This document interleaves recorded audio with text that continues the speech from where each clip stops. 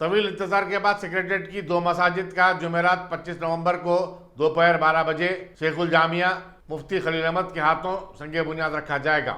Secretariat کی نئی عمارت کی تعمیر کے چلتے اس احاطے میں واقع 2 مساجد کو جون 2020 میں منہدم کر دیا گیا تھا، جس کے بعد ریاست بھر کے مسلمانوں میں رنج و غم کی لہر دوڑ گئی تھی۔ متعدد مسلم تنظیموں اور مجلس اتحاد المسلمین نے حکومت سے ان مساجد کی دوبارہ تعمیر کا مطالبہ کیا تھا۔ چیف منسٹر کے چندر شیکھر راؤ نے بھی 1 سے زائد مرتبہ شہید کردہ مساجد کی جگہ نئی شاندار مساجد تعمیر کرنے کا تیقن دیا تھا۔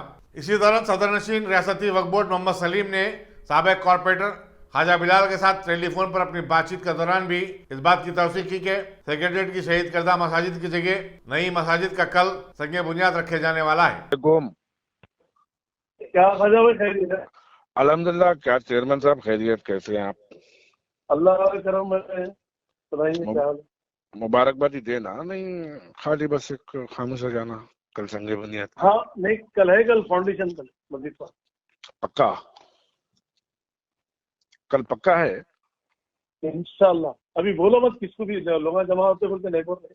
نہیں آ گیا نا، فیس بکوں پہ سب پہ آ گیا۔ فیس بک پہ کون ڈالے؟